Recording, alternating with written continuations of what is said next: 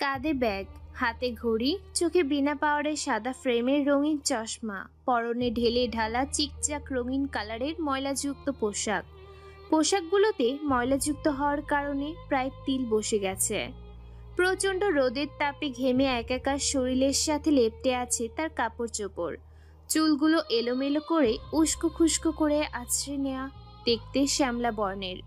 ধুলোবালি আর ইটপাটকেলের এই দূষিত শহরটাতে ছুটে চলেছে ছেলেটা ভার্সিটির উদ্দেশ্যে ফুল স্পিডে।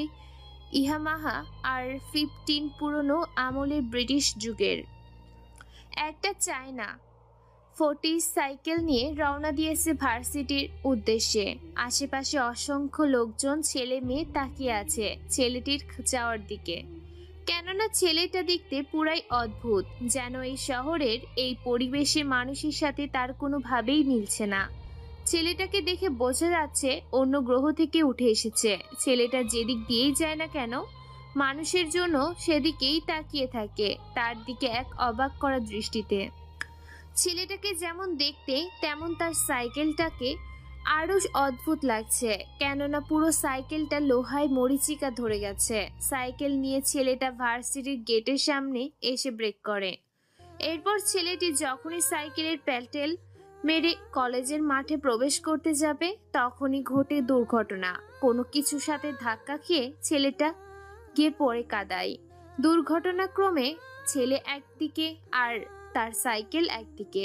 ছেলেটার একে তো ঘেমে একাকার, এখন আবার কাদায় মাখামাখি হয়ে আরো একাকার হয়ে গেছে। ছেলেটির মাথা থেকে পা পর্যন্ত কাদা দিয়ে নেশা তার অবস্থা।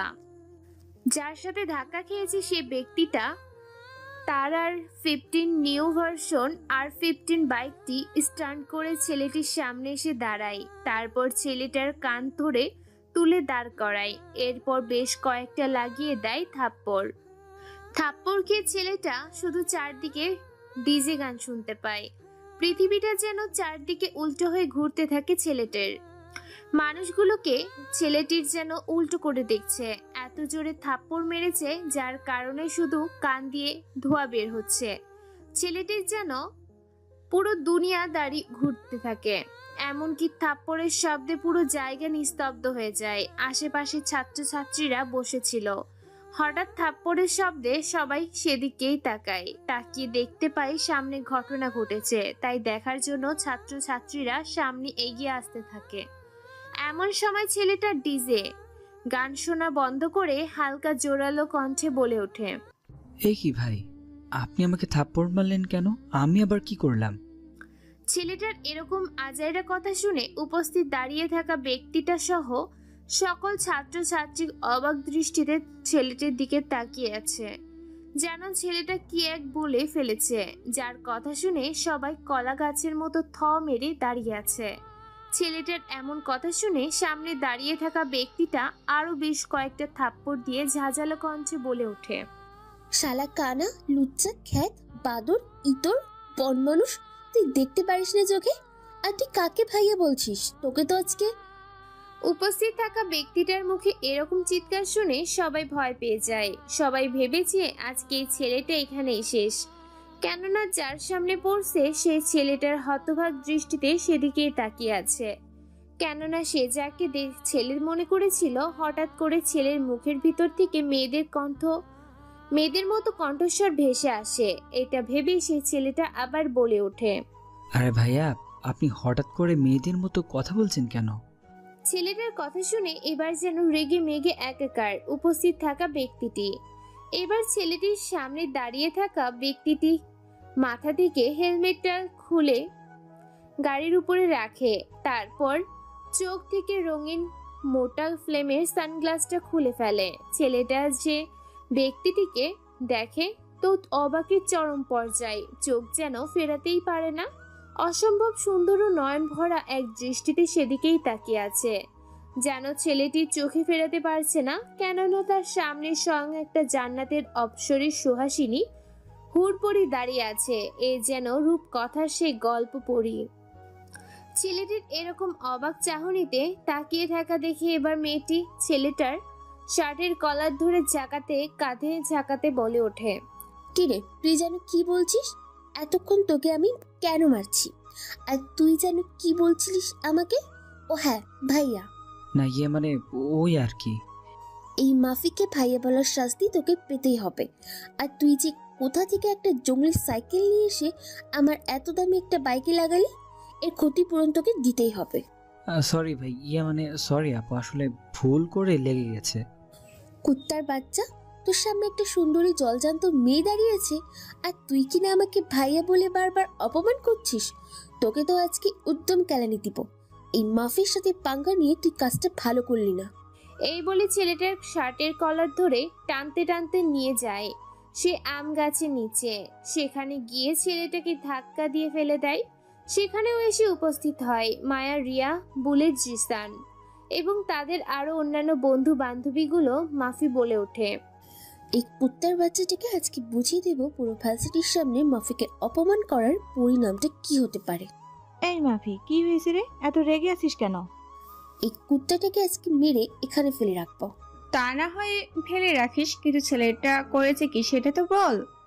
ও আমার এত সুন্দর আর শখের দামি গাড়িটাতে ওর ইয়ামাহা জঙ্গলি মরিচিকা বাংলার সাইকেল নিয়ে এসে ধাক্কা দিয়েছে, সাথে আমাকে পুরো ভার্সিটিতে ভাইয়া বলে অপমান করেছে।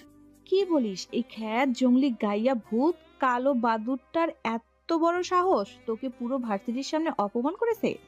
মাফি, ওকে এভাবে শাস্তি দিলে হবে না। ওর শরীর থেকে সবকিছু খুলে ওকে এলোপাতাড়ি পেটাতে হবে, যাতে ওর মার দেখে নেক্সট টাইম তোর সাথে কেউ পাঙ্গা নেওয়ার সাহস না পায়। ঠিক বলেছিস, শালাকে ধর, আজকে বুঝিয়ে দেব এই মাফি কতটা ডেঞ্জারাস।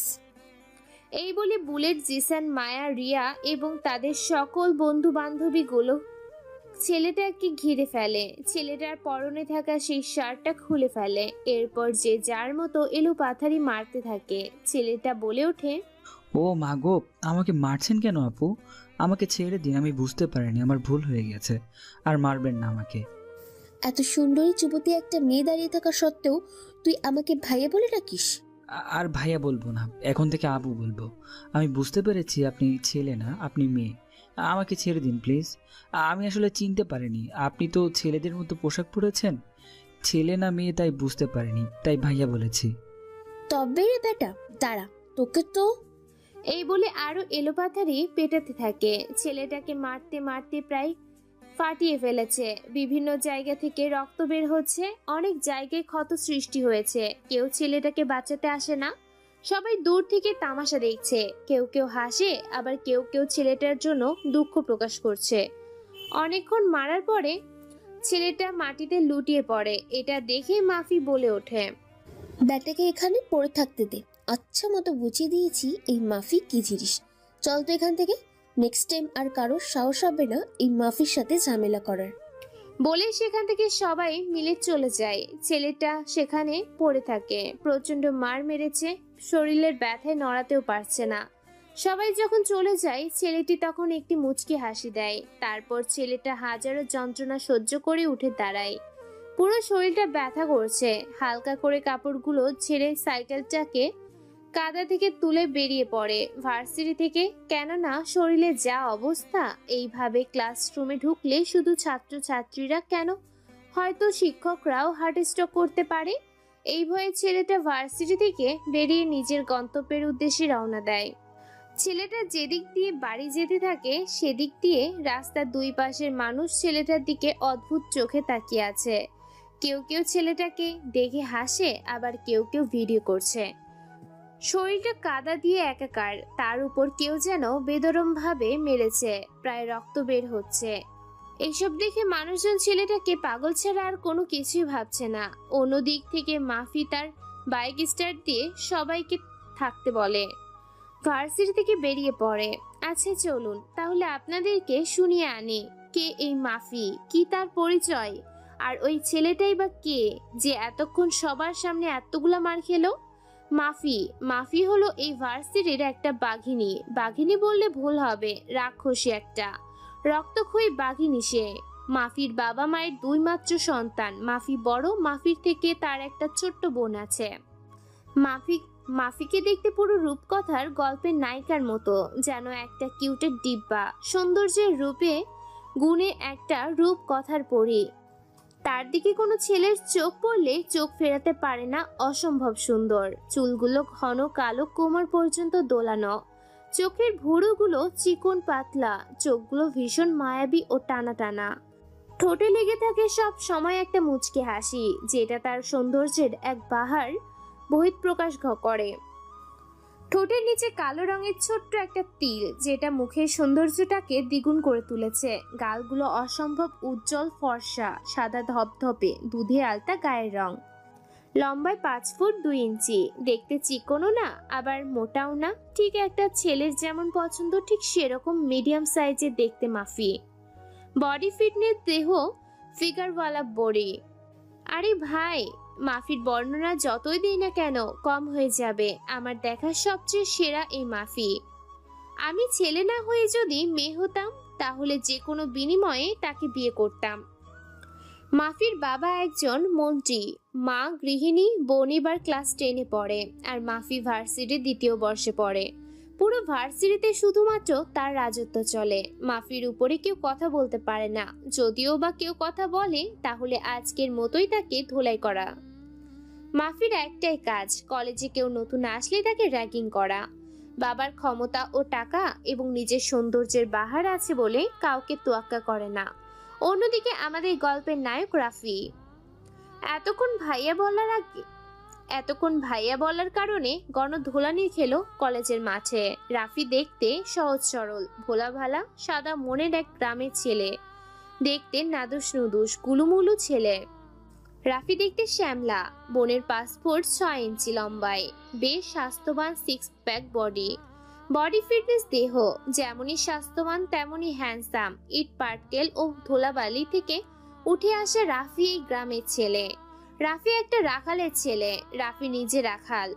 রাফি রাখালগিরি করে তার সংসার চালায়। সারাদিন রোদে থাকে বলে দেখতে বেশ কালো। সত্যি এখন কালো নাকি কালোর ভিতরে লুকিয়ে আছে আসল রহস্য। যেমন চকচক করলে সোনা হয় না, ঠিক তেমনি মাটির নিচ থেকেও শুধু কয়লা বরং সোনাও পাওয়া যায়। রাফি দেখতে পুরো অন্যরকম, অদ্ভুত টাইপের রাফি। ইনোসেন্ট, সহজ সরল, সাদা এক ভোলা ভালা গ্রামের ছেলে। সাইকেল নিয়ে রাখালগিরির শেষে নিজের জীবনটাকে পরিবর্তন করার জন্য শহরের ভার্সিটিতে পড়তে যায় রাফি। রাফিকে যে কেউ দেখলে গায়া হাবা গোবা খ্যাত আর গত থেকে উঠে আসা ছেলেই বলবে। সবাই রাফিকে গালাগালি করে রাফি সেদিকে মোটেও খেয়াল দেয় না, সে নিজেকে নিয়ে ব্যস্ত। এদিকে রাফি সাইকেল নিয়ে চলে আসে একটা বস্তিতে। তারপর সাইকেলটাকে কোলে করে নিয়ে পুকুরের মধ্যে ভালো করে গোসল করে রোদে শুকাতে দেয়। তারপর নিজেও পুকুরে গোসল করে নেয়। অন্যদিকে ভার্সিটি থেকে বেরিয়ে যায় মাফি। মাফি হাইওয়ে রাস্তার উপরে, চোখে সানগ্লাস, পরনে হেলমেট, পোশাকে আশাকে জিন্স প্যান্ট, টি শার্ট এবং লেদার কোট। হাইওয়ে রাস্তার উপর দিয়ে ফুল স্পিডে বাইক চালিয়ে অজানা গন্তব্যের উদ্দেশ্যে নিজের আপন গতিতে যাচ্ছে।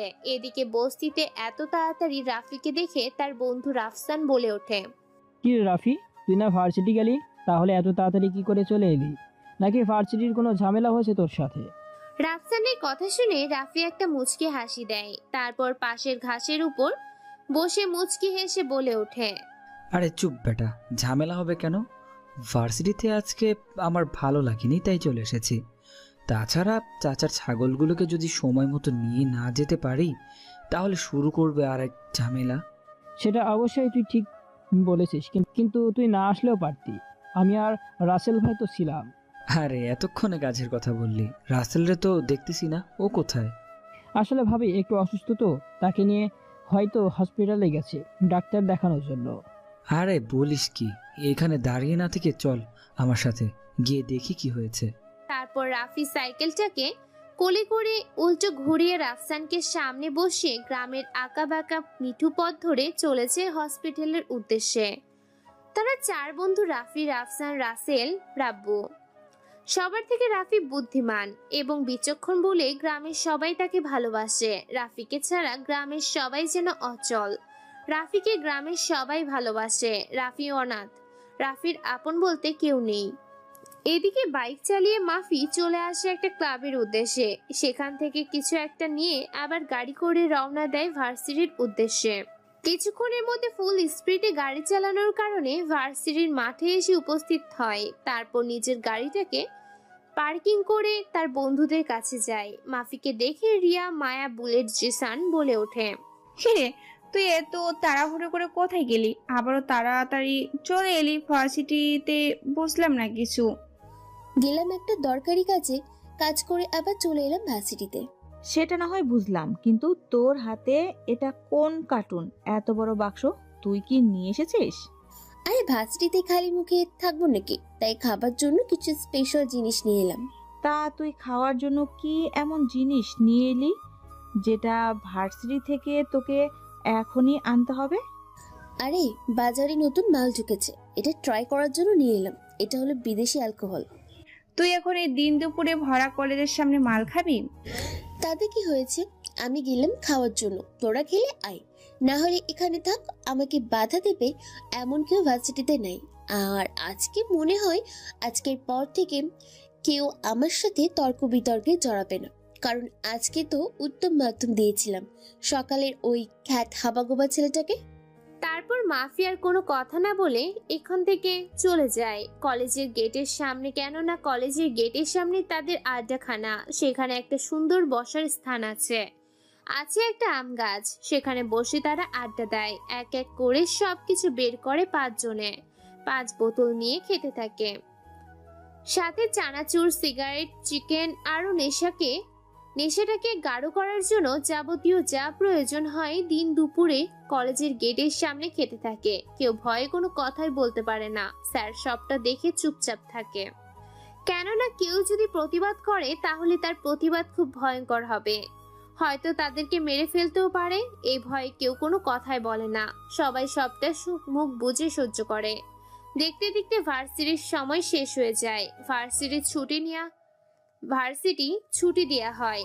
ছাত্রছাত্রীরা দল ভেঙে ভার্সিটি থেকে বের হতে থাকে। শিক্ষক তারা বের হতে থাকে। শিক্ষার্থীদের সাথে কেউ গাড়িতে করে যাচ্ছে, আবার কেউ পায়ে হেঁটে যাচ্ছে। গেটের সামনে বসে তারা এখনো মাদক সেবন করছে। দেখতে দেখতে পুরো ভার্সিটির ছুটি হয়ে যায়।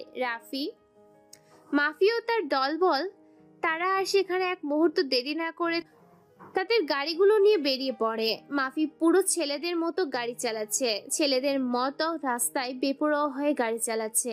এদিকে তারা চলে আসে হসপিটালে, সেখানে রাসেলের সাথে দেখা করে।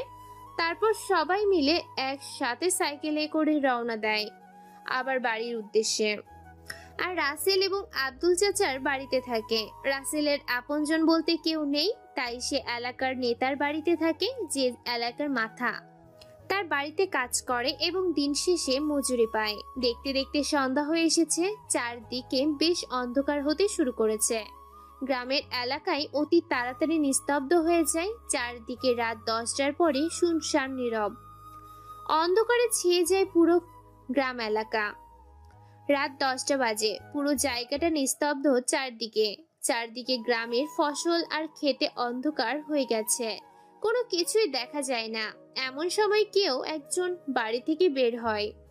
পরনে তার তেমন কোনো কিছুই নেই, সিম্পল পোশাক, কাঁধে একটা লাইট ঝুলিয়ে রাখা আর একটা বড় ধরনের রামদা, পরনে লুঙ্গি, সাথে একটা হাফ হাতা টি শার্ট। সাইকেলটাকে কোলে করে উল্টো করে সাইকেলের উপর চড়ে গ্রামের আঁকা বাঁকা ফসলের ক্ষেত ভরা মাঠের রাস্তা ধরে যেতে থাকে নিজ গন্তব্যের উদ্দেশ্যে। এমন সময় আরো 3 বাড়ি থেকে 3 জন বের হয় একই স্টাইলে। এরপর তারা এক এক করে উপস্থিত হয় আম গাছের সেই গোল চক্করে স্থানে। এক এক করে 4 জন এসে উপস্থিত হয়। তারপর সাইকেলগুলো থেকে নেমে পাশে একটা বাড়ির ভিতরে প্রবেশ করে। এরপর এক ভয়ঙ্কর রূপে বহুরূপী হয়ে বের হয়। হ্যাঁ, তাদের 4 জনের হাতে আছে সব ভয়ঙ্কর ভয়ঙ্কর অস্ত্র, যে অস্ত্রগুলো সব বিদেশ থেকে তৈরি করে এনেছে কুখ্যাত সন্ত্রাসী এবং আন্ডারওয়ার্ল্ডের সিক্রেট মাফিয়া দ্য কিং আর গ্যাংস্টার। কাপড় চেঞ্জ করে ভয়ঙ্কর এক রূপ নিয়ে আগন্তুক 4 জন হাই হয়ে রাস্তার সামনে এসে দাঁড়ায়। তারপর তাদের সামনে একটা বড় গাড়ি এসে থামে। গাড়ির ভিতরে 4 জনে বসে পড়ে। তারপর রওনা দেয় অজানা গন্তব্যের উদ্দেশ্যে। গ্রামের এলাকা হওয়ার কারণ এই ভীষণ অন্ধকার চারিদিকে। গ্রামের আঁকাবাঁকা রাস্তা ধরে চলে আসে একটা মস্ত বড় গোডাউনের ভিতরে। গোডাউনের বাইরে বেশ কয়েকটা ছেলেপেলেকে দেখা যাচ্ছে, যাদের হাতে সব বিদেশি অস্ত্র। এক একজনের হাতে AK-47, MK-BB আর রাইফেল। ছেলেগুলোর সামনে গাড়িটা এসে থেমে যায়। গাড়ির ভিতর থেকে 4 জন বের হয়। তাদের পরনে আছে কালো পোশাক, পুরো শরীর কালো কাপড়ে পেঁচানো, মুখে কালো মাস্ক পরা। দেখতে সেই 4 জন আগন্তুককে ভীষণ ভয়ঙ্কর লাগছে। 4 জন আগন্তুক ছেলেগুলোর সামনে এসে দাঁড়ায়। ছেলেগুলোর হাতে বিভিন্ন অস্ত্র পায়, 5 থেকে 6 জন হবে। আর সে 4 জন মানুষের হাতে আছে 4 ধরনের বিদেশি চাইনিজ কুড়াল। আগন্তুকগুলো 4 জন আগন্তুকের 4টা চাইনিজ বিভিন্ন রকমের কুড়াল। গোডাউনের চারদিক দিয়ে অসংখ্য ছেলেপিলে। গ্রামের প্রায় শেষ প্রান্তে এই গোডাউনটি, অর্থাৎ গ্রাম আর শহরের মধ্যবর্তী স্থানে। গ্রাম থেকে একটু সামনে গেলেই শহর, আর শহর থেকে সামনে একটু এগিয়ে আসলেই গ্রাম। গ্রাম আর শহরের সৌন্দর্যের ভরপুর হয়ে উঠেছে সেই জেলাবাসী। এই 4 জন আগন্তুককে দেখে বেশ খানিকটা অবাক হয় ছেলেগুলোর মধ্য থেকে সবচেয়ে বড় যে ছেলেটা, সে বলে ওঠে, কে তোরা? তোদের কি চাই? আর এখানে এসেছিস কেন? জানিস না এই জায়গাটা মৃত্যু পড়ি? এই জায়গায় আশেপাশে আসা মানে নিজের মৃত্যুকে আহ্বান করা। 4 জন এই কথা শুনে আগন্তুকগুলোর মধ্য থেকে সবচেয়ে বড় আগন্তুকটি উচ্চস্বরে হাসতে থাকে। ছেলেটির কথা শুনে আগন্তুকটি যেন ছেলেটাকে জোকার বানিয়ে ফেলেছে। ছেলেটার কথা শুনে আগন্তুকটি বলে ওঠে, আর গ্যাংস্টারকে কখনো মৃত্যুর আহ্বান করতে পারে না, বরং আর গ্যাংস্টার মৃত্যুকে বরণ করে। দেখ, নিজেদের জীবন বাঁচাতে চাইলে এখান থেকে চলে যা। তোরা 4 জন আর আমরা 100 জন। তোরা হয়তো জানিস না, যারা খেলতে জানে তাদের খেলোয়াড় প্রয়োজন হয় না। তাহলে তোরা এখান থেকে যাবি না, মরার জন্য তৈরি হয়ে নে। আমরা থাকতে তোদের ভেতরে প্রবেশ করতে দিব না। আমরা কি তোকে বলেছি যে ভেতরে প্রবেশ করব না? তোদের পুরো গ্যাংটাকে ধ্বংস করে এখান থেকে উদ্ধার করে নিয়ে যাব রাষ্ট্রের সম্পদগুলোকে। আরে মন্দির পোত গুলো তোরা দাঁড়িয়ে দাঁড়িয়ে দেখছিস কি? এই শালা কুত্তার বাচ্চাগুলোকে এখানে মেরে শুইয়ে দে। বড় ভাইয়ের কথা মতো ছেলেগুলো এলো পাথারে গুলি করতে থাকে সেই 4 জন আগন্তুককে। তারাও আর ভয় না পেয়ে পিছিয়ে না গিয়ে সামনে এগিয়ে আসতে থাকে 4টা চাইনিজ কুড়াল নিয়ে। এক একজনের হাতে সব বিদেশি চাইনিজ কুড়াল। চলুন আগন্তুকগুলোকে পরিচয়টা দিয়ে আসে। হ্যাঁ, এই আগন্তুকগুলো আর কেউ না, সবগুলো হচ্ছে রাফি, রাফসান, রাসেল, রাব্বু। 4 বন্ধু মিলে বাংলাদেশে 64 জেলার মধ্যে আতঙ্ক ছড়িয়ে দিয়েছে সন্ত্রাসীদের মধ্যে। আন্ডারওয়ার্ল্ড থেকে শুরু করে আন্ডারগ্রাউন্ডে যারা যারা আছে প্রত্যেকের জমে 4 বন্ধু। রাফির হাতে আছে একটা চায়না থেকে তৈরি করা সোনার তৈরি চাইনিজ কুড়াল। আবার রাফসানের হাতে তৈরি আছে পাকিস্তানের একটা রূপা তৈরি কুড়াল। অন্যদিকে রাসেলের হাতে তৈরি করা আছে একটা লন্ডন থেকে আগত বরফের তৈরি কুড়াল। এদিকে আবার রাব্বুর কাছে তৈরি করা আছে রাশিয়া থেকে আগত স্টিলের এক অদ্ভুত ধাতুর কুড়াল। এক একটা কুড়ালের এক এক ডিজাইন, এক এক মডেল, এক এক অ্যাঙ্গেলের একটা কুড়াল। কিন্তু তাদের গুলিকে অপেক্ষা করে সামনে এগিয়ে গিয়ে 4 বন্ধু মিলে ছেলেগুলোকে তাদের কুড়ালগুলো দিয়ে এলো পাথারে কোপাতে থাকে। সেই ছেলেগুলোকে যাকে যেখানে কোপ দিছে সে সেখানে মুহূর্তের মধ্যে মাটিতে লুটিয়ে পড়েছে। কলা গাছকে যেমন কেটে ফেলা হচ্ছে, ঠিক বিদ্যুতের গতিতে এক একজনকে কলা গাছের মতো কেটে ছাঁটাই করে ফেলা হচ্ছে। সাথে সাথে ছেলেগুলো মাটিতে লুটিয়ে পড়ে, গড়াগড়ি খাচ্ছে। এই দৃশ্য দেখে উপস্থিত থাকা ছেলেগুলোর বড় ভাই ঘামতে শুরু করেছে, কেননা এখন পর্যন্ত আর গ্যাংস্টারের কোনো কিছুই হয়নি। এক এক করে মেরে ফেলতে শুরু করেছে বড় ভাইয়ের দলের ছেলেগুলোকে। আতঙ্কে পড়ে যায় বড় ভাই, কি করবে বুঝতে পারে না। অবশেষে সবার চোখের অগোচরে গোডাউনের গেট খুলে ভিতরে প্রবেশ করে। এদিকে তারা 4 বন্ধু মিলে এক এক করে সবাইকে মেরে মাটিতে ফেলে দেয়। তারপর ভাবছেন তাদের হাতে AK-47 MBB রাইফেলস মাইনার, তারপরও তাদেরকে গুলি লাগলো না কেন? আসলে তারা যখন 4 বন্ধু মিলে কারো মিশনে যায় এবং তার দল যখন কোনো মিশনে যায়, তখন তারা মিশনে যাওয়ার আগেই সম্পূর্ণ সিকিউরিটি সিস্টেম সঙ্গে নিয়ে যায়। তাদের 4 জনের পরনে আছে একটা লাক্সারি বুলেট প্রুফ জ্যাকেট, যা তাদের মাথা থেকে পা পর্যন্ত একদম ঘেরাও করে রেখেছে। বুলেট কেন, কোনো মিসাইল তাদেরকে স্পর্শ করতে পারবে না। ছেলেটা ভিতরে গিয়ে হাঁপাতে থাকে। হাঁপাতে হাঁপাতে ছেলেটা তার বসের কাছে গিয়ে বলে ওঠে, ভাই ভাই, সর্বনাশ হয়ে গেছে, বাইরে তো আর আর গ্যাংস্টার চলে এসেছে। এতক্ষণে হয়তো আমাদের সকল ছেলেপেলেকে মেরে মাটিতে শুইয়ে দিয়েছে। ছেলেগুলোর লিডার বড় ভাইয়ের কথা শুনে মুহূর্তের মধ্যে ঘামতে শুরু করেছে। গলা শুকিয়ে গেছে, ভয় কোনো কিছু বলতেই পারবে না। কাঁপাকাঁপি শুরু করেছে, কেননা তাদের লিডার জানে এই আর আর গ্যাংস্টার কতটা ভয়ঙ্কর এবং ভয়ানক। ছেলেগুলোর লিডার কি বলবে বুঝতে পারে না, তবু আতঙ্কের সুরে বলে ওঠে বড় ভাইয়ের উদ্দেশ্যে, এটা তুই কি শোনালি? আমি তো পাগল হয়ে যাব। এই আর আর গ্যাংস্টার আসা মানে নিজেদের মৃত্যুকে বরণ করা। তাহলে এখন কি করব ভাই? গোডাউনের ভিতরে এবং বাইরে যতগুলো ছেলেপেলে আছে সবাইকে রেডি হতে বল, হয় মরবো না হয় মারবো। কিন্তু ভাই, আমার মনে হয় না যে আমরা তাদের কাছে পেরে উঠবো। আমি জানি ওরা আসা মানে মৃত্যু নিশ্চিত, কিন্তু চেষ্টা করতে দোষ কোথায়? ওকে ভাই। এই বলে ছেলেটা এক এক করে তার দলের সবগুলো ছেলেকে খবর দেয়। সবগুলো ছেলে একসাথে গোডাউনের ভিতর ভিড় করে প্রায় 50 থেকে 80 জন ছেলে হবে। অন্যদিক থেকে বাইরের মিশন কমপ্লিট করে তারা 4 বন্ধুর ভিতরে প্রবেশ করে। ভিতরে প্রবেশ করেই তো তারা, কেননা একসাথে সারিবদ্ধভাবে আছে প্রায় অসংখ্য ছেলে পেলে, তাদেরকে দেখে মুচকি একটা হাসি দেয়। এটা দেখে ছেলেগুলো লিডার বলে ওঠে, কিরে, তোরা অবশেষে আর গ্যাংস্টার হয়ে কিনা চলে এলি মৃত্যুপুরীতে? হ্যাঁ, চলে এলাম তোদের মৃত্যুপুরীতে মৃত্যুর খেলা খেলতে তোদের সাথে। তোরা হয়তো নিজের ইচ্ছায় এখানে ঢুকেছিস, কিন্তু বের হবি আমাদের ইচ্ছায়। এটা না হয় সময়ই বলে দিবে। তোরা দাঁড়িয়ে না থেকে এই কুত্তার বাচ্চাগুলোকে মেরে এখানে ফেলে রাখবি। এই আন্ডারওয়ার্ল্ডের জগৎ থেকে আমার আর গ্যাংস্টারের নাম মুছে দিবি। লিডারের কথা মতো তার প্রত্যেকটা ছেলে পেলে এগিয়ে যায়। তাদের সাথে মোকাবিলা করতে এক একজনের হাতে এক এক অস্ত্র। শুরু হয়েছে 2 দলের মধ্যে সংঘর্ষ।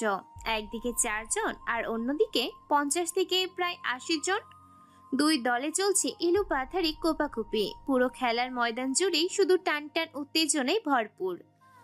তারা 4 বন্ধু মিলে নিজেরাও মারছে, আবার তাদের কাছ থেকে মার খাচ্ছে। পরিস্থিতি ভীষণ ভয়ঙ্কর রূপ ধারণ করেছে।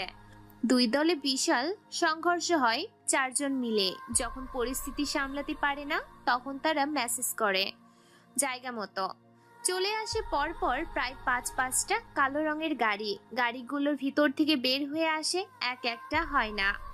তারপর গোডাউনের ভিতরে প্রবেশ করে। তারাও এলোপাথারি কোপাতে থাকে। মুহূর্তের মধ্যে 15 মিনিটের মধ্যেই পুরো মাঠ ফাঁকা করে ফেলে। এটা দেখে বড় ভাই ও লিডার ভীষণ ঘাবড়ে যায়। যখনই সেখান থেকে পালাতে যাবে, তখনই তাদের পায়ে গুলি করে দেয়া হয়। তারপর তাদের হাত ও পা এক জায়গায় বেঁধে বাসের মধ্যে ঝুলিয়ে উল্টো করে নিয়ে যায় গাড়িতে। তারপর পুরো গোডাউনে তারা 4 জন মিলে ঘুরে দেখতে থাকে। গোডাউনের বিভিন্ন জায়গায় আটক করে রাখা আছে বিভিন্ন শিশু, মেয়ে, মহিলা। এক এক করে তাদেরকে মুক্ত করে দেয়। সেখানে আরো ছিল দেশি বিদেশি অনেক অস্ত্র। সে অস্ত্রগুলোকে সেখান থেকে নিয়ে চলে যায়। যাওয়ার সময় থানায় কল করে জানিয়ে দেয় ঘটনাটা। পুলিশ সেনাবাহিনী দ্রুত খবর পেয়ে সেখানে চলে আসে, উদ্ধার করে মেয়েগুলোকে। এরপর তারা নিজেদের গন্তব্যের উদ্দেশ্যে রওনা দেয়। দেখতে দেখতে রাত 3টা বেজে যায়। সবকিছু ঠিকঠাক করে বেরিয়ে পড়ে গ্রামের উদ্দেশ্যে। পরের দিন সকাল 7টায় বিভিন্ন সংবাদ, টেলিভিশন এবং পত্রিকা খবরের কাগজের সাংবাদিকের বলা কথাগুলোকে এক এক করে তুলে ধরা হয়েছে। বিভিন্ন টিভির স্ক্রিনে খবরের কাগজে বেরিয়েছে আর গ্যাংস্টারও তার দলের বিষয়ে, যেখানে সাংবাদিক বলছে, শুভ সকাল। সকাল 7টার খবরে আজ আপনাকে আমন্ত্রণ। সকাল 7টার ব্রেকিং নিউজ।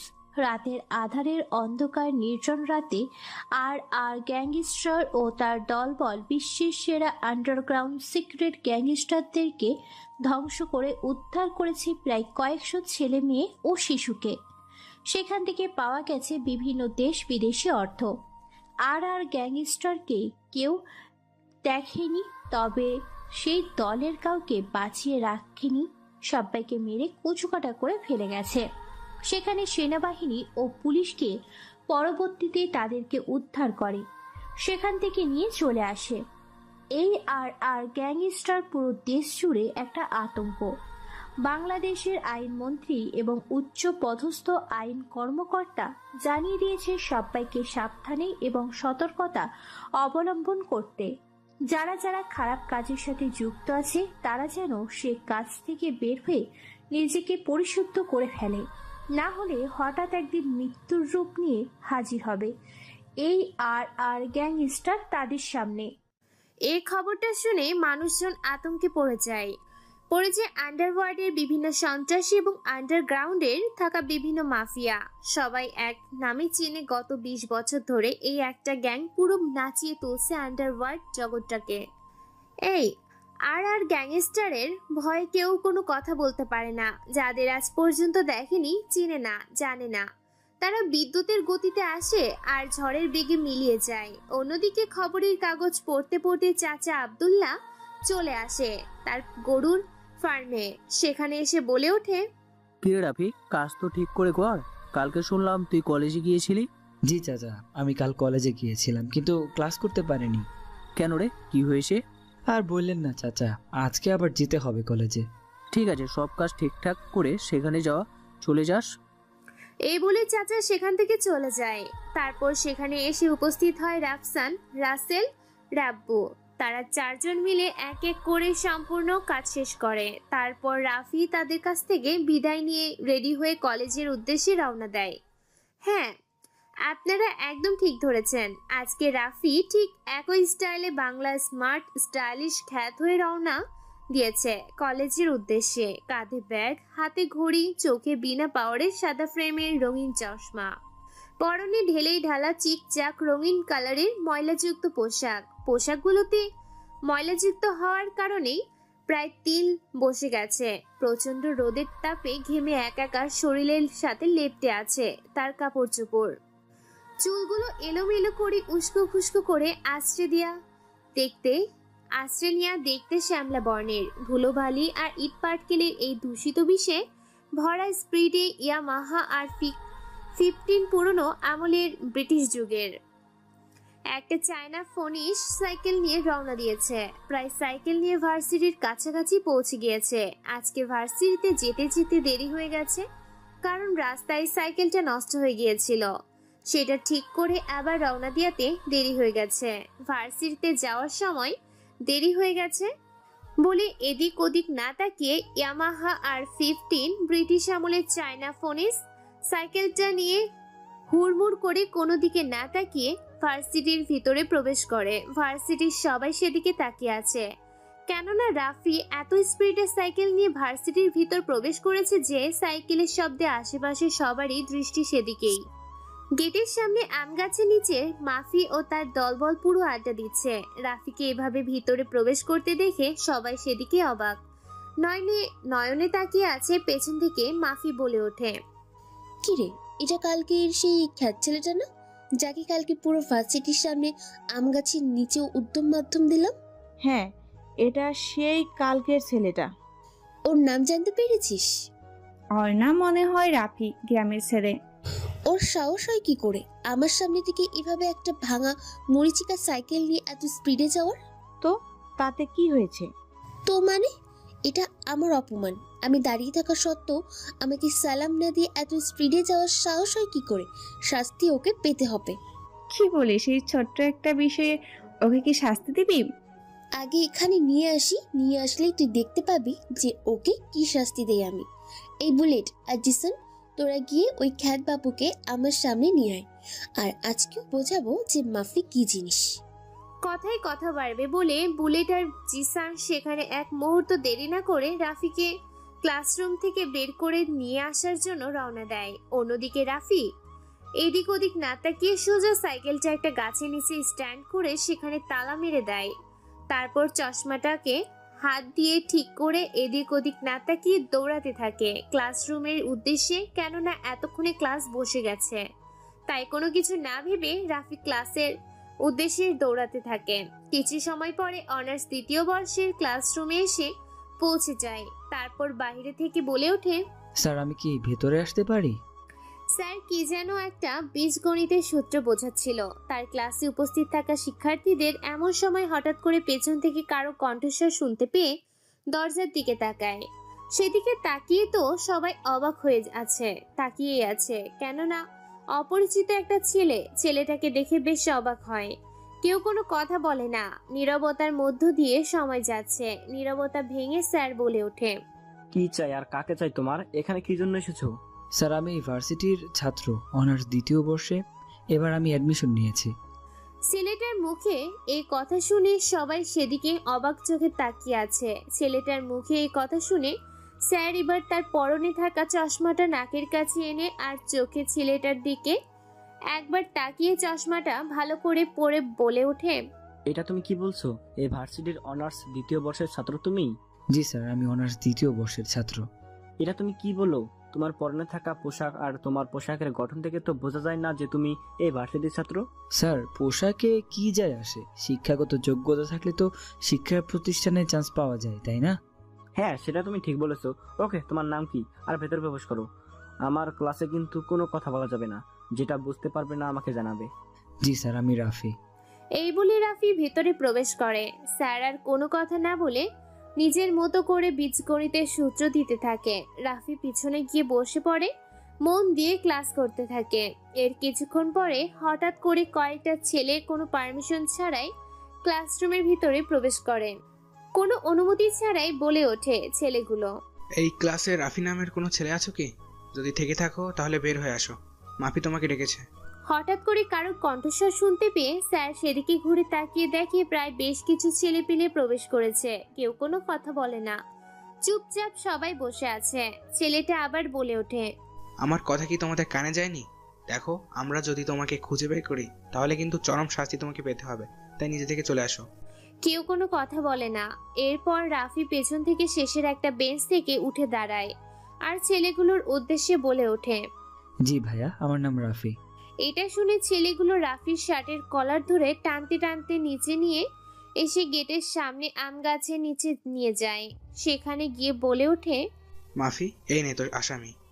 এইটা শুনে রাফি তার পরে থাকা সানগ্লাসটা খুলে ফেলে। তারপর বাইকের উপর চড়ে বসে পকেট থেকে একটা সিগারেট বের করে টানতে থাকে মাফির এরকম কর্মকাণ্ডে হতবাক রাফি বলে ওঠে এটা দেখে, আপু আমি আজকে আবার কি করলাম? আমাকে কেন তুলে এনে নিয়ে আসলেন? এটা কথা শুনে মাফি একটা মুচকি হাসি দেয় আর বলে ওঠে, কেন তুই জানিস না তোকে বিয়ে করব বলে তোকে এখানে তুলে আনলাম? কারণ তোকে তো এখন জামাই আদর করতে হবে, তাই নিয়ে এলাম। কিন্তু আপু আমার তো এখনো বিয়ের বয়স হয়নি, আমি তো এখনো ছোট আছি, কেবলমাত্র অনার্স দ্বিতীয় বর্ষে পড়ি। কি বললি শালা খ্যাত ঝামনা কোথাকার? তুই এখনো ছোট আছিস, তোকে বিয়ে দিলে তো 4 বাচ্চার বাবা হবি। মাফির কথা শুনে সবাই হাসতে থাকে। এরপর মাফি সবাইকে থামতে বলে আর বলে ওঠে, শোন, তুই আজ কি বেয়াদবি করেছিস? সিগারেটের প্যাকেটটা দেখছিস? ওটা তোকে খেতে হবে। রাফি কি করবে বুঝতে পারে না, কেননা রাফি তো সিগারেট খায় না। এখানে যদি না খায় তাহলে তো আর জীবন শেষ। ভেবে পায় না সে কি করবে। তবে অবশেষে রাফি মুচকি হেসে বলে ওঠে, শুধু এইটুকুই তো, আর অন্য কিছু নয় তো? দেন আপু, আমি এখনই খাচ্ছি। রাফির কথা শুনে সবাই অবাক হয়ে যায়, কেননা মাফি আজ পর্যন্ত যাকে সিগারেট খেতে বলছে সেই বিভিন্ন অজুহাত দেখিয়েছে, নানান ভাবে বাঁচার চেষ্টা করেছে, কিন্তু রাফি নামের ছেলেটাকে বলা মাত্রই সে রাজি হয়ে যায়। এইটা দেখে উপস্থিত থাকা সবাই বেশ খানিকটা অবাক হয়েছে। মাফি ভাবতে থাকে এর থেকেও কঠিন কোনো কাজ করতে দেয়া যায় কিনা। শোন, তোকে সিগারেট খেতে হবে না, তুই বরং অন্য কিছু একটা কর। কি করা যায় বলতো? এই মাফি শোন, অন্য কিছু বলতে আমি কি বলি শোন, আজকে বরং আশা আপুর হাতে ওকে কয়েকটা থাপ্পড় খাওয়াই। রিয়া, গুড আইডিয়া, অনেক ভালো কথা বলেছিস। আশা আপু মানে আগুনের গোলাম, আর আশা আপুকে নিয়ে আজকে শুরু করি। আমি একটা কাগজ লিখে দিচ্ছি, এই কাগজটা দিবি, তারপর আশা আপু যেটা করা সেটাই করবে। না না, আমি পারবো না, আমি কাউকে কোনো রকম কাগজ দিতে পারবো না। আপনি বরং আমাকে সিগারেট খেতে দেন, আমি সেটাই খেয়ে কাজ সম্পন্ন করি। চুপ বেটা খ্যাত, আমরা যেটা বলছি সেটা হবে। আমাদের উপরে তুই কথা বলছিস, এর পরিণামটা কিন্তু আরো ভয়ঙ্কর হবে। তোকে যেটা বলছি সেটা কর, তাহলে পুরো ভার্সিটির ক্যাম্পাসে কিন্তু তোকে ন্যাংটো করে ঘোরাবো। রাফি ভাইয়ের চুপসে যায়।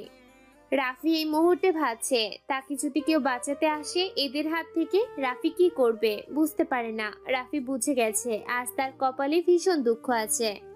এদিকে মায়া কাগজে একটা চিঠি লেখে, তারপর কাগজটা একটা লাভ লেটার কাগজে পরিণত করে রাফির হাতে ধরিয়ে দেয় আর বলে ওঠে, মাফি, কাজ সম্পূর্ণ করে দিয়েছি আর ক্ষতবাবুর হাতে কাগজটাও দিয়ে দিয়েছি। শোন শোন, এই কাগজটা 3তলা ভবনের উপরে 4 নম্বর রুমের 5 নম্বর টেবিলের 1 নম্বর সিটে একটা মেয়ে আছে যার নাম আশা, আমাদের থেকে সিনিয়র। তুই আশা আপুকে এই কাগজটা দিবি। কেন আপু, শুধু শুধু আমাকে মার খাওয়াচ্ছেন? আমি কাউকে কাগজ দিতে পারবো না। বুলেট, জিসান, রিয়া, মায়া, এই খ্যাতকে ধর। আজকে ওকে ন্যাংটো করে পুরো কলেজ ক্যাম্পাস ঘোরাবো। আরো কিছু জিনিস নিয়ে আয় যেটা দিয়ে ওকে ভালো করে সাজিয়ে ঘোরাতে পারবো। আমার কথা সে হয়তো বুঝতে পারেনি, তাকে আমি বললাম ন্যাংটো হয়ে ঘোরার থেকে কিন্তু ছোট এই কাগজটা তার হাতে দিয়ে চলে আসাটা তোর জন্য মঙ্গল হবে, কিন্তু সে বুঝলো না।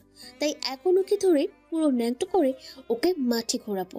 রাফি কি করবে বুঝতে পারে না। রাফির অবস্থা নাজেহাল। এই প্রথম কোনো যেন সিচুয়েশনে সে আটকে গেছে যেখানে তার সময় এবং পরিস্থিতি দুটোই খারাপ যাচ্ছে। ভেবে পায় না তার করাটা কি উচিত। অবশেষে কোনো উপায় না পেয়ে মাফির কথায় রাজি হয়ে যায় আর বলে ওঠে, আচ্ছা আপু দেন, আমি কাগজটা দিয়ে কিন্তু চলে আসবো, আমার ক্লাস আছে। আরে চুপ বেটা বিদেশি জঙ্গলি খ্যাতিরও, তুই শুধু একাই ক্লাস করবি না, আমরাও ক্লাস করব। রাফি আর কোনো কথা না বলে তাদের হাত থেকে কাগজটা নিয়ে রওনা দেয়। 3তলা ভবনের উদ্দেশ্যে যেতে যেতে রাফি মনে মনে বলে ওঠে, ধুর বাল, আর ভালো লাগে না। বাচ্চা দেখেই পুরো একটা চাচা ছোলা বাঁশ খেয়ে গেলাম। এই জন্য কথায় আছে না, যখন সময় আর পরিস্থিতি খারাপ যায় তখন কুত্তা বাঘকেও করতে ছাড়ে না। ঠিক এমন যেন রাফির সময়টা খারাপ যাচ্ছে। রাফির সময় আর পরিস্থিতি দুটোই তার বাইরে। রাফির সময়ের পরিস্থিতি সব সময় তার সঙ্গে চলতো, কিন্তু এখন রাফি বরং সময় আর পরিস্থিতির মাঝে গুলিয়ে গেছে। এইসব ভাবতে ভাবতে 3তলা ভবনের উপরে গিয়ে সেই রুমে গিয়ে কোনো অনুমতি ছাড়াই ভিতরে প্রবেশ করে। হঠাৎ করে একটা ছেলেকে দেখে সবাই থমকে যায়, কেননা সেখানে কোনো ছেলে নেই, শুধু আছে মেয়ে। এতগুলা মেয়েকে দেখে রাফি হিমশিম খেয়ে যায়। এমন সময় মেয়েগুলোর মধ্যে থেকে রাফিকে একজন বলে ওঠে, এ কি, এই ছেলে, তুমি এখানে কোন সাহসে এসেছো? কোনো অনুমতি ছাড়াই ভেতরে প্রবেশ করার সাহস পেলে তুমি কোথা থেকে? আচমকা মেয়েটার কথা শুনে চমকে ওঠে রাফি। রাফির হাত পা কাঁপাকাঁপি শুরু করেছে। কাঁপাকাঁপি কণ্ঠে রাফি বলে ওঠে, আসলে আমি এখানে আসতে চাই নাই, ওরা 2য় বর্ষের কিছু শিক্ষার্থী আমাকে এখানে পাঠিয়েছে। তুমি কি জানো না এটা মেয়েদের কমন রুম? এখানে আসতে হলে পারমিশন নিতে হয়, আর সেখানে তুমি বিনা পারমিশনে ভেতরে প্রবেশ করেছো? ইডিয়েট কোথাকার! আসলে আপু সরি, আমি বুঝতে পারিনি। আমি ভার্সিটিতে নতুন ভর্তি হয়েছি, 2য় বর্ষের ছাত্র। আমি আর এটা আপনার জন্য। কি এটা দেখি? কাগজ। তারপর আশা নামের মেয়েটা সে কাগজটা নিয়ে পড়তে থাকে। অন্যদিকে মাফিও তার দলবল ভেবে নিয়েছে এতক্ষণে হয়তো মেরে ঝুলিয়ে রেখেছে। বেশ আনন্দ করছে নিচে তারা। কাগজটা সম্পূর্ণ পড়ে রেগে মেগে একাকার আশা, চোখগুলো লাল রক্ত ধারণ করেছে। রাফি মেয়েটার এমন অবস্থা দেখে ঘাবড়ে যায়। আশা কোনো কথা ছাড়াই রাফির প্যান্ট পকেটে মারে এক লাথি। রাফি হাত দিয়ে চেপে ধরে ব্যথা সেখানে গড়াগড়ি খেতে থাকে। আশার এরকম কর্মকাণ্ডের সম্পূর্ণ মেয়েগুলো সামনে এগিয়ে আসে আর বলে ওঠে, কি রে আশা, ছেলেটাকে এভাবে মারলি কেন? দেখে তো গ্রামের সহজ সরল সাদা খ্যাত বাবু মনে হচ্ছে, তা তুই ওকে মারলি কেন? আরে তুই আর বলিস না, কোথা থেকে আসে যে এই জঙ্গলিগুলো বুঝি না। হয়েছেটা কি সেটা তো বলবি, তারপরে না হয় বুঝবো সে কেন এই ভার্সিটিতে কিভাবে এসেছে। ওর সাহস হয় কি করে এই ভার্সিটিতে আসতে না আসতেই আমাকে প্রেম প্রস্তাব দেওয়ার, আমাকে ভালোবাসার প্রস্তাব দেওয়ার সাহস হয় কি করে ওর? কি বলিস? এই নে পড়ে দেখ। চরম শিক্ষা দিব। ওদিকে যদি রানা খবর পায় তাহলে তো একে মেরেই ফেলবে। সে আমাকে প্রেম প্রস্তাব দিয়েছে, রানা কেন তাকে মারবে? আমি মারবো তাকে। কথাটা বলা শেষ হওয়ার আগেই আশা নামের মেয়েটা বেশ কয়েকটা থাপ্পড় মারে ছেলেটাকে। রাফি থাপ্পড় খেয়ে অবাক হয়ে যায়। আশা বলে ওঠে, তোকে তেমন কিছু করব না, তোকে জুতোর মালা পরিয়ে পুরো ভার্সিটি ঘুরাবো। ইডিয়েট কোথাকার, গাইয়া খ্যাত। এই বলে সব মেয়েগুলো একসাথে মিলে বেশ কয়েকটা জুতোর মালা রাফির গলায় পুরোপুরি ভার্সিটির মাঠ ঘোরাতে থাকে। এটা দেখে মাফি ও তার দলবল হাসতে থাকে। সবাই হাসতে থাকে, কেউ কেউ ভিডিও করতে থাকে। এভাবে ভার্সিটির পুরো ক্যাম্পাস ঘোরানো শেষ। এমন সময় একটা গাছের নিচে গিয়ে আশা বলে ওঠে, তোকে ছেড়ে দিলাম, আর কখনো আমার সাথে বেয়াদবি করবি না। আমি এসব প্রেম ভালোবাসা বিশ্বাস করি না। রাফি লজ্জায় কি বলবে বুঝতে পারে না, কেননা সবাই ভিডিও করছে, যে যার মতো করে। কেউ কেউ হয়তো ভিডিও বিভিন্ন সোশ্যাল মিডিয়াতে ছেড়ে দিয়েছে রাফির এই কর্মকাণ্ডের ঘটনা। রাফি মনে মনে ভীষণ রেগে গেছে। সে এত অপমান সহ্য করবে না। মাফি ও তার দলবলকে সে কাঁদিয়ে ছাড়বে। এটা ভেবে একটা মুচকি হাসি দেয়। আশা আর কোনো কথা না বলে সেখান থেকে যখনই চলে যাবে তখনই পেছন থেকে বেশ কয়েকটা বাইকের আওয়াজ শুনতে পায়। বাইকগুলো দেখে যে যার মতো পিছিয়ে যেতে থাকে, কেউ কেউ আড়ালে যেতে থাকে। বাইকগুলো সোজা চলে আসে আশা ও রাফির কাছে। বেশ কয়েকটা বাইকগুলো তাদের সামনে স্ট্যান্ড করে মাথা থেকে হেলমেটটা খুলে মুচকি একটা হাসি দিয়ে বলে ওঠে একটা ছেলে, এই ভার্সিটিতে কার এত বড় সাহস যে আমি এই ভার্সিটিতে থাকা সত্ত্বেও আমার ভালোবাসার মানুষটাকে লাভ লেটার দেওয়ার? কেউ কোনো কথা বলে না। সবাই চুপচাপ আছে। নীরবতা দিয়ে কেটে যাচ্ছে পুরো সময়টা। সবাই মনে মনে ভাবতে শুরু করেছে, আজকে বুঝি রাফি নামের ছেলেটা এখানে শেষ। কেননা স্বয়ং রানা এখানে চলে এসেছে। সম্পূর্ণ জায়গাটা চুপচাপ, একদম ঠান্ডা। নীরবতা ভেঙে রানা আবার বলে ওঠে, কিরে তোরা কেউ কোনো কথা বলবি নাকি? তোদের উপরে অত্যাচার শুরু করবো? ভার্সিটির প্রত্যেকটা মেয়ে ছেলে তোরা কিন্তু জানিস আমি কি ধরনের মানুষ। আমি যদি একবার শুরু করি তাহলে উপর থেকে নিচ পর্যন্ত সবটাই দেখে সারি। আসলে কি এই ছেলে? অন্যদিকে ছেলেটার এমন কথা শুনে দূর থেকে মাফি এসে বলে ওঠে, কি রে রানা, কি হয়েছে? হঠাৎ করে যে তুই এই ভার্সিটিতে চলে এলি, বুঝলাম না কিছু। আরে মাফি আপু তুমি? হ্যাঁ আমি। কি হয়েছে? এত চিৎকার চেঁচামেচি করছিস কেন? আমি খবর পেয়েছি লাভ লেটার দিয়ে বিরক্ত করেছে আশাকে। হ্যাঁ করেছে তো। কেন তুই জানিস না? তোর সামনেই তো দাঁড়িয়ে আছে এই যে আমাদের খ্যাত হিরো বাবু। এই ছেলেটা? হ্যাঁ এই ছেলেটাই তো আশাকে আজকে চিঠি দিয়েছে। কথাটা শুনে রানা এক মুহূর্ত দেরি না করে রাফিকে বেশ কয়েকটা ধাক্কা দেয়। তারপর মাঠের মাঝখানে নিয়ে আসে। এরপর এলো পাথারি হকি স্টিক দিয়ে মারতে থাকে সবাই মিলে। এটা দেখে আশা বলে ওঠে, তুমি যদি ওর গায়ে আর একবার হাত দিয়েছো, আমার থেকে খারাপ আর কেউ হবে না। চুপ, তুই জানিস না এই রানা কতটা খারাপ। তোকে ভালোবাসি বলে এখন পর্যন্ত তোকে কোনো কিছুই করিনি, না হলে ভার্সিটিতে তোকেও ভোগ করে ছেড়ে দিতাম। তোর এতটাও ক্ষমতা নেই যে তুই টাচ করে দেখাবি, কারণ তুই তো একটা হিজড়া। আচ্ছা অনেক হয়েছে রানা, তুই এবার থাম। কথাই কথা বাড়বে। এখানে কথা না বাড়িয়ে ব্যাপারটা আমার হাতে ছেড়ে দে। আমি খ্যাত থেকে দেখে নিচ্ছি। কিন্তু ওকে তো আজকে আমি দেখে নিব ব্যাপারটা।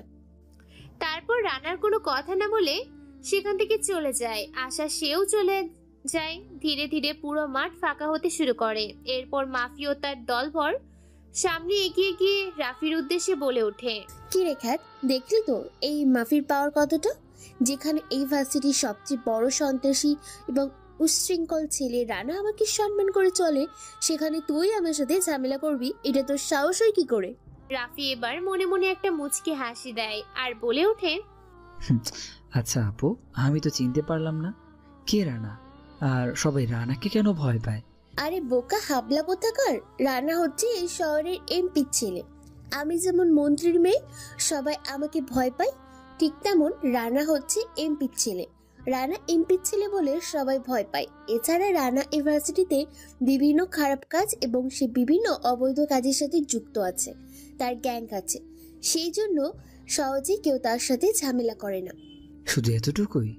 তাতে সবাই ওকে ভয় পায়? এর থেকেও তো আপনি অনেক ভয়ঙ্কর আর ডেঞ্জারাস। আপনার সাথে তো রানা পেরে উঠবে না। হ্যাঁ, তুই সেটা অবশ্যই ঠিক বলেছিস। রানা আমাকে খুব ভয় পায় এবং শ্রদ্ধা সম্মান করে। আমার সাথে বেয়াদবি করে না, কারণ আমি মন্ত্রীর মেয়ে আর সে এমপির ছেলে। কিন্তু ভার্সিটিতে কোনো মেয়ে আসলে রানা তাকে আর আস্ত রাখে না, নানাভাবে তার জালে ফেলে সেই মেয়ের জীবন ধ্বংস করে দেয়।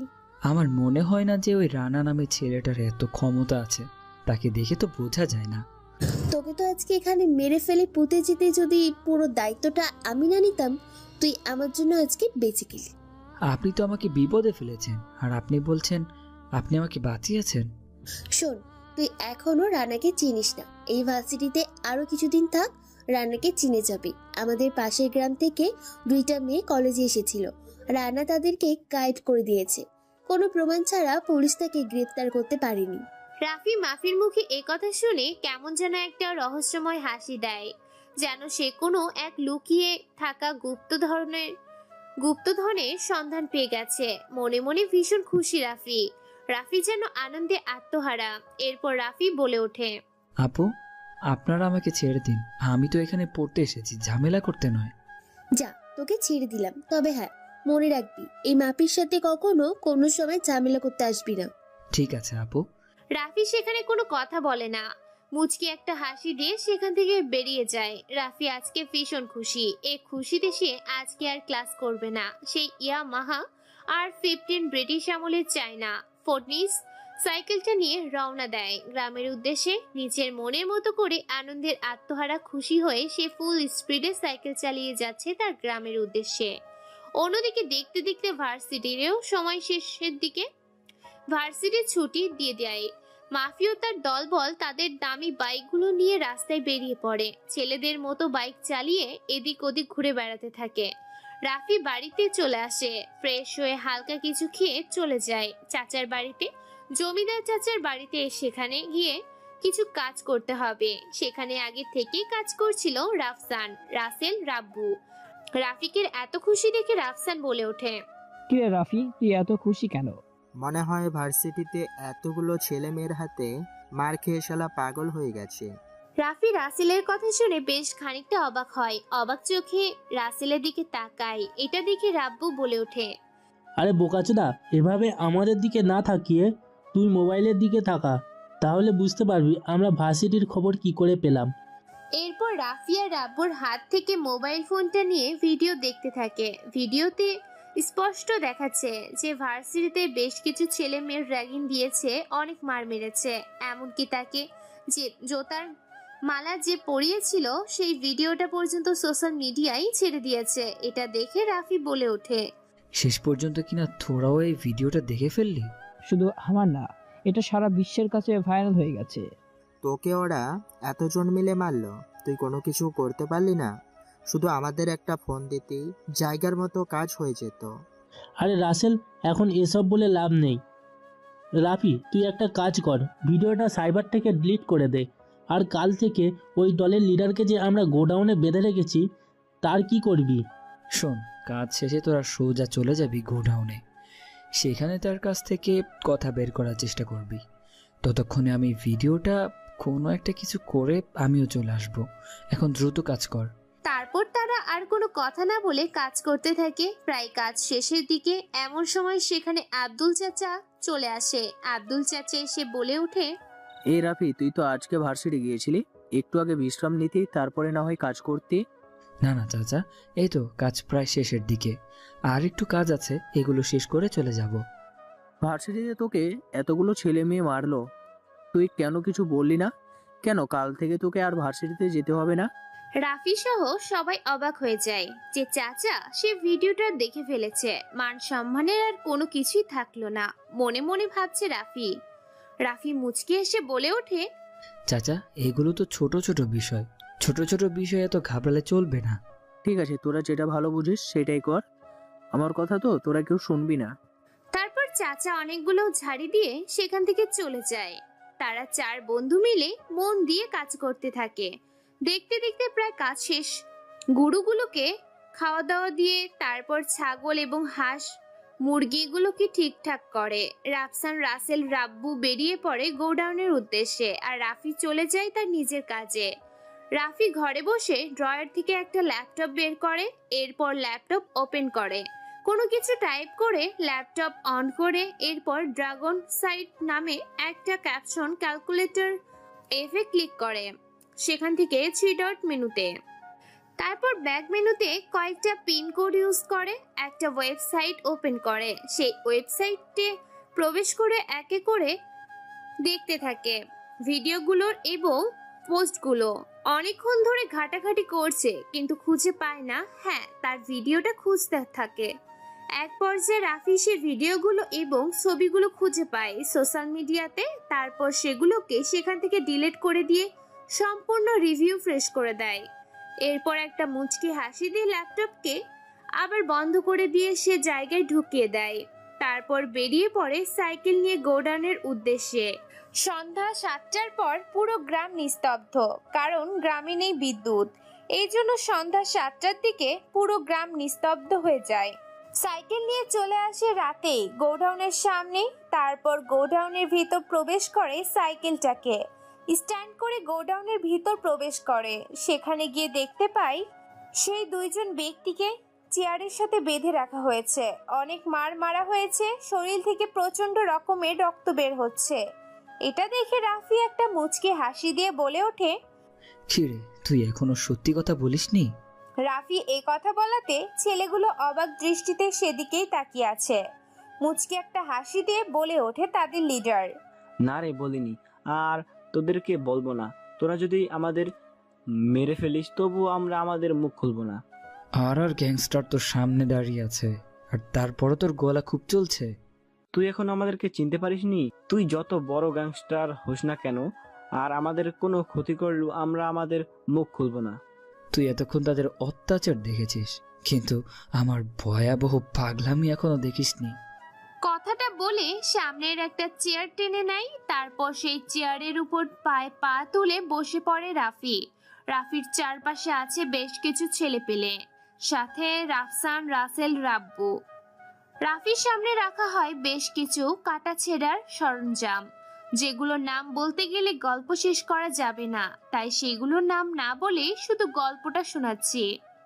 এরপর রাফি একটা হাতে প্লাস নেয়, অন্য হাতে একটা চিমটি। তারপর প্লাস দিয়ে হাতের আঙ্গুল চেপে ধরে, তারপর চিমটি দিয়ে হাতের চামড়াগুলো তুলে ফেলতে শুরু করে। তারপর অন্য হাতে একটা প্লাস এবং অপর হাতে একটা প্লাস নিয়ে তার হাতের আঙ্গুলগুলোর নখ তুলে ফেলতে শুরু করে। এক এক করে তাদের সমস্ত হাতে আঙ্গুলগুলো নখ তুলে ফেলেন। তারপর সেখানে চুন ঢেলে দেয়। দাও দাও করে জ্বলতে শুরু করে, ছটফট করতে থাকে ছেলেগুলো। পাগলা কুত্তার মতো ঘেউ ঘেউ করতে শুরু করে, যেন জীবনটা তাদের বেরিয়ে যাচ্ছে। এ যেন মৃত্যুর থেকেও খুব ভয়ঙ্কর এবং ভয়াবহ যন্ত্রণা। এরপর একটা হাতুড়ি নিয়ে নেয়, নখ উপড়ে ফেলা জায়গাগুলোতে এক এক করে আঘাত করতে থাকে হাতুড়ি দিয়ে। প্রায় সেই স্থান হাতুড়ি দিয়ে পিটিয়ে পুরো থেতলে দিয়েছে। ছেলেগুলো আর যন্ত্রণা সহ্য করতে পারে না, ছটফট করতে থাকে গলা কাটা মুরগির মতো। এরপর একটা লোহার চিরুনি বের করে চিরুনিটা মুখের ভিতর দিয়ে ঢুকিয়ে দেয়। তারপর এলো পাথরে সেই চিরুনিটা দিয়ে টানতে থাকে। মুখের মাংস ছিঁড়ে গাল ভেদ করে মুখটা চিরে ফালা হয়ে যায়। খুব ভয়ঙ্কর দেখতে লাগছে। এই মুহূর্তে সে ছেলে দুটোকে গোল গোল করে তাজা লাল রক্ত বের হচ্ছে। এরপর একটা গাছ কাটা মেশিন নিয়ে আসে, তারপর ছেলে দুটোর হাতের উপর রাখে। ছেলে দুটো মনে করেছিল তাদেরকে হয়তো ভয় দেখাচ্ছে, কিন্তু রাফি মুচকি হেসে কোনো কথা না বলে চালিয়ে দেয় তাদের দুই হাতের উপরে। শরীর থেকে কবজি পর্যন্ত হাত আলাদা হয়ে যায়। ফ্লোরে ছেলেগুলোর হাত দুটো লাফালাফি করতে শুরু করে। এটা দেখে ছেলেগুলো লাফালাফি শুরু করে, সাথে চিৎকার। ছেলেগুলোর আত্মার যেন দেখার মতো নয়, খুব ভয়ঙ্কর অবস্থা হয়েছে ছেলেগুলোর। এরপর দেয়াল কানা করার একটা ড্রিল মেশিন নিয়ে এসে ছেলেগুলোর হাঁটুর উপরে রাখে। তারপর হাঁটুতে গর্ত তৈরি করে দেয় তাদের দুই পায়ের দুই হাঁটুর মধ্যে। তারপর সেখানে একটা গরম রড ঢুকিয়ে দেয়। গরম রডে যেন শরীরটা দাও দাও করে জ্বলতে শুরু করে। গলতে শুরু করেছে তার পায়ের হাঁটুগুলো। ছেলেটা আর সহ্য করতে পারে না, কেঁদেই ফেলেছে। অবশেষে কাঁদতে কাঁদতে ছেলেগুলো বলে ওঠে রাফির উদ্দেশ্যে, ভাই আমাদের ভুল হয়ে গেছে, আমাকে ছেড়ে দাও। আমি জানি তুমি খুব ভয়ঙ্কর একজন মানুষ। এসবের পিছনে শুধুমাত্র এমপির ছেলে রানা জড়িত, বিভিন্ন খারাপ কাজের সাথে জড়িত আছে। শহরে যতগুলো অপরাধ হয় শুধুমাত্র তার কথা দেই। আমরা শুধু টাকার বিনিময়ে তার সাথে কাজ করি, এর বেশি কিছু আমি জানি না। এইটা শুনে রাফি একটা মুচকি হাসি দেয়। তারপর একটা ব্লেড নিয়ে গলার ভিতরে ঢুকিয়ে দেয়। তারপর টান দেয়, সাথে সাথে গলার শিরা উপশিরা এমনকি ফিনকি কেটে গড় গড় করে রক্ত বের হতে থাকে। আরে রশি দিয়ে বেঁধে রেখেছিল ছেলেগুলোকে। ছেলেগুলো ছটফট করতে থাকে। সেখানে কিছুক্ষণের মধ্যেই তাদের প্রাণ পাখিটা উড়ে যায় দূর আকাশে। তারপর ছেলেগুলোকে ঠিক সে অবস্থায় যেন ফেলে আসে কোনো এক নির্জন জায়গায়, সেটা বলে দেয় রাফি। তার দলের ছেলেগুলোকে রাফির কথা মতো তার দলের ছেলেগুলো নিয়ে যায় লিডার আর বড় ভাইয়ের লাশ দুটোকে। রাফি বলে ওঠে, তোরা শোন, আমি এই বিষয়ে কিছু তথ্য পেয়েছি। রানা ভার্সিটিতে এসেছিল, তাকে আমি দেখেছি। তোর সামনে রানা এসেছিল, তারপরও তুই তাকে ছেড়ে দিলি কি করে? তাকে সেখানে পুঁতে দিলি না কেন? এত তাড়াতাড়ি ওকে মারি কি করে বল? সময় আর সুযোগ বুঝে, ঝোঁক বুঝে খুব মারবো। কিন্তু রানাকে তুই এখন পাবি কোথায়? তাছাড়া ওকে যে করেই হোক মেরে ফেলতে হবে। মারবো তো বটে, তবে খুব যন্ত্রণা দিয়ে, যেটা সে তিলে তিলে বুঝবে। কিন্তু তুই এসব তথ্য পেলি কি করে? কে তোকে বললো? আমরা তো অনেক খোঁজাখুঁজি করছিলাম, পুলিশও কোনো কিছু বলতে পারেনি। তাহলে তুই এতগুলো তথ্য পেলি কোথায়? পুলিশ বলেনি, সিসিটিভি ক্যামেরায় ধরা পড়েনি, তবে আমাকে মন্ত্রীর মেয়ে মাফি বলেছে রানার বিষয়ে। রানাকে খুঁজে পেতে তেমন কষ্ট হবে না। ওই কুত্তার বাচ্চাকে এত নৃশংসভাবে মারবো যে ওর মৃত্যু দেখে আশেপাশের সবাই ভয় পেয়ে যাবে। মারবো তো বটে, তবে তার আগে আরো কিছু কাজ করতে হবে। তোরা এমপির বিষয়ে ভালো করে খোঁজ খবর নে। আমার মনে হয় এর সাথে এমপি নিজেও জড়িত আছে। ঠিক আছে। তারপর তারা তিনজন বেরিয়ে পড়ে আবার নতুন কোনো গন্তব্যের উদ্দেশ্যে আগন্তুকের ভেসে।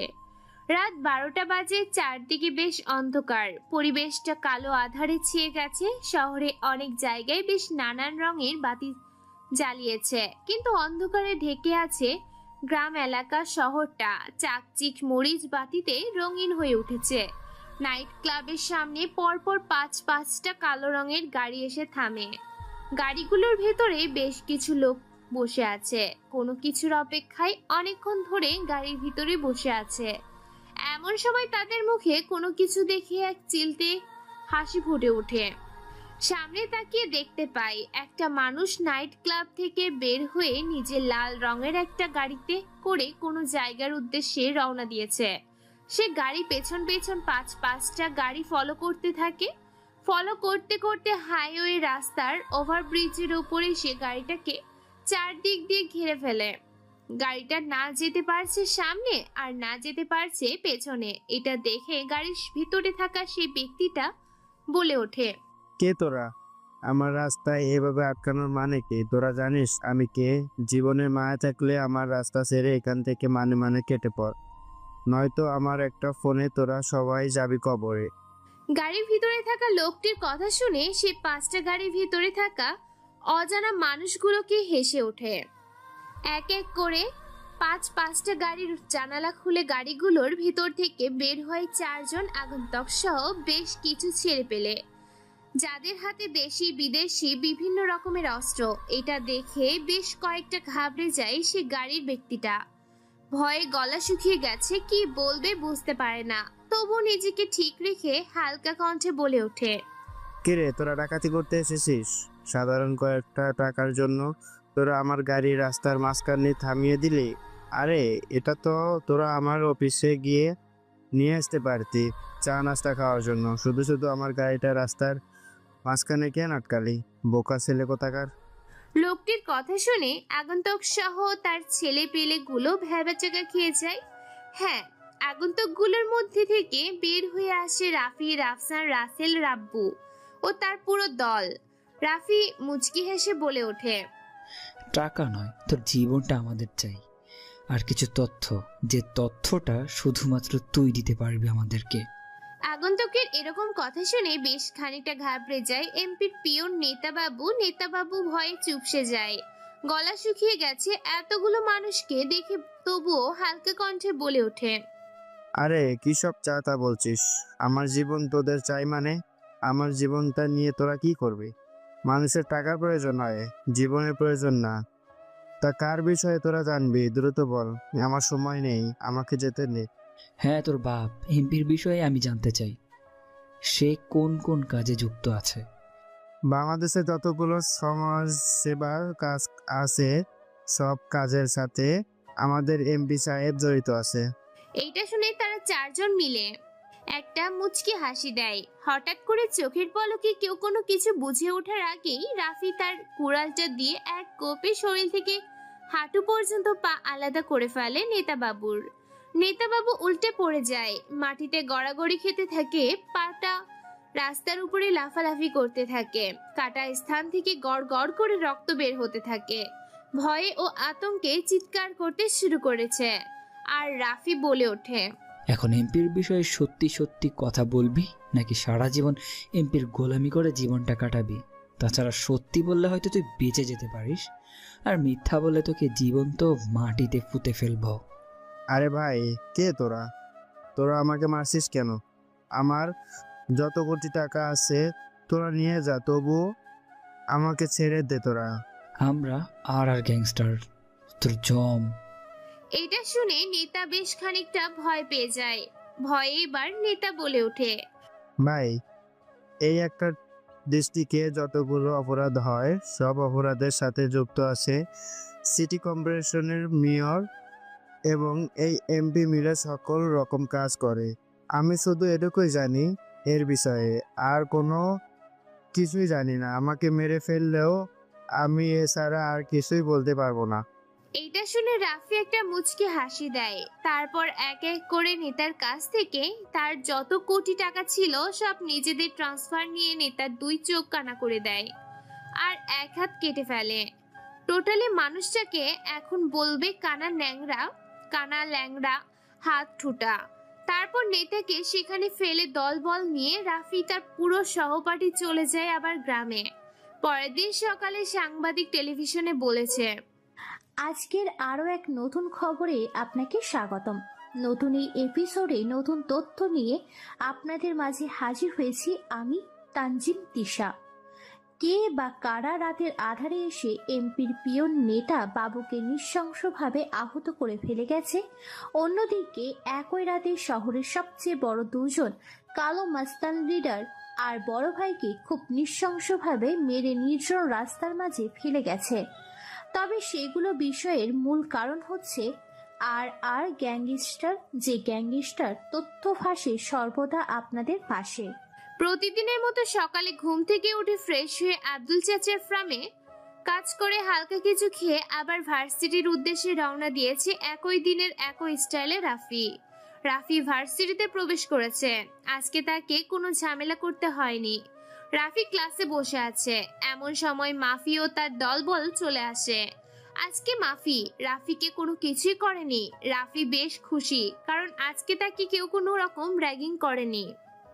এক এক করে এভাবে বেশ কয়েকটা ক্লাস শেষ করে ক্যান্টিনে সবাই বসে আছে, রাফি একাই বসে আছে। এমন সময় ভার্সিটিতে প্রবেশ করে রানা ও তার দলবল। রানা ভার্সিটির মাঠে বাইকগুলো স্টেইন করে ক্যাম্পাসের মাঠে এসে মুচকি একটা হাসি দিয়ে বলে ওঠে, এই যে লাল সুন্দরী, এদিকে আসো, একটু রোমান্স করি। মেয়েটা রানার কথা শুনে ভয়ে সেদিকে আসে না। রানা এবার মেয়েটার কাছে নিজে গিয়ে মেয়েটাকে কোলে করে তার কাছে নিয়ে আসে, তার কোলে বসায় জোর করে।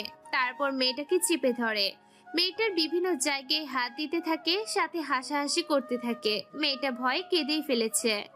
রাফি এটা দেখে বেশ রেগে গিয়েছে, চোখগুলো লাল রক্তবর্ণ ধারণ করেছে। রানা বলে ওঠে, কিরে লাল পরি, এত লজ্জা পাচ্ছিস কেন? আমি রানা, এমবি ছেলে, তোকে প্রকাশের সুখ দেবো, তুই রাতারাতি ভাইরাল হয়ে যাবে। এখন কোনো ভূমিকা ছাড়াই আমার ঠোঁটে একটা কিস করতো।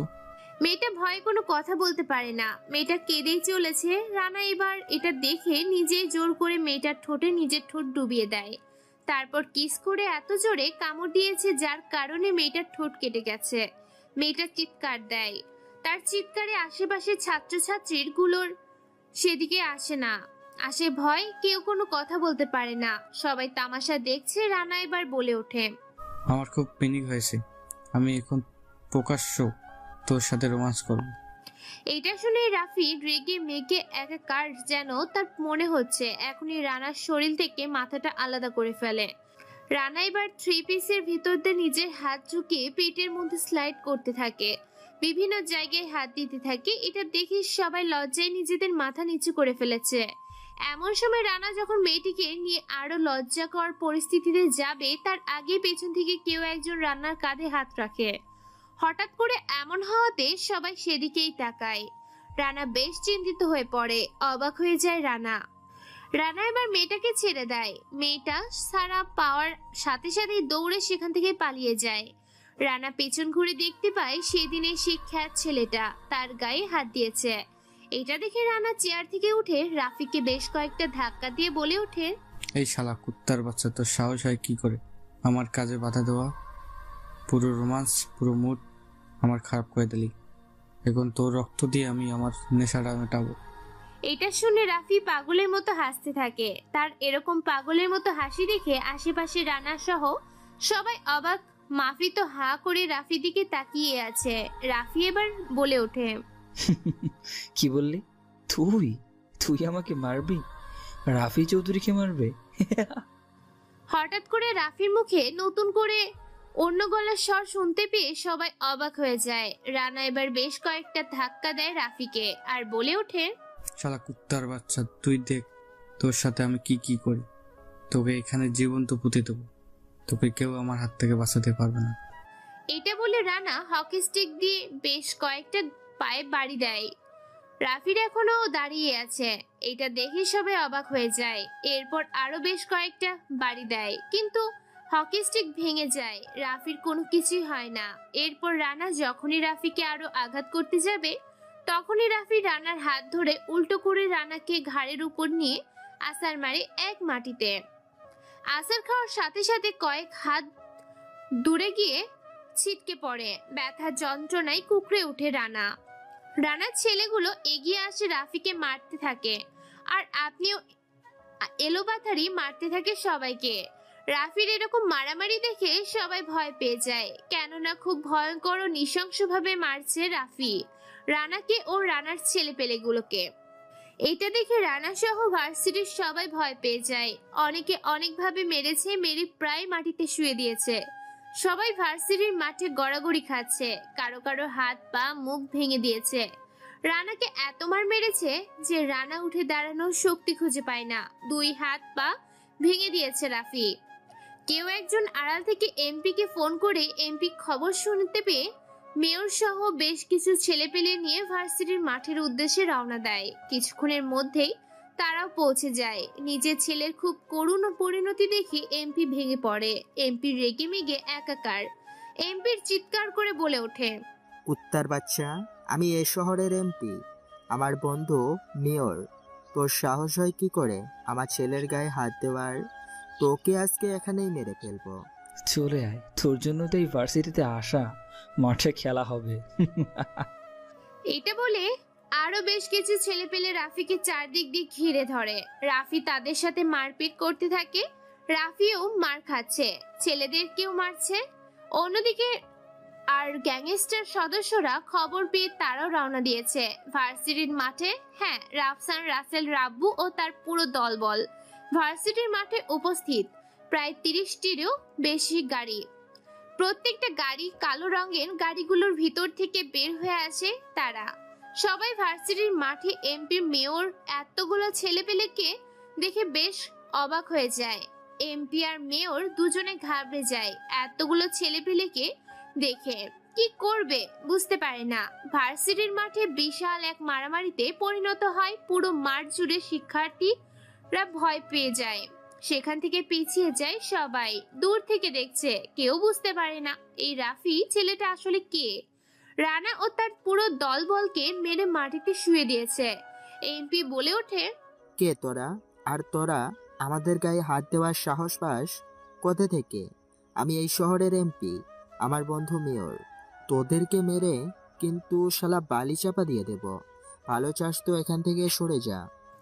এটা শুনে রাফি মুচকি হেসে বলে ওঠে, কুত্তার বাচ্চা, অনেক হয়েছে তোর এই অত্যাচার।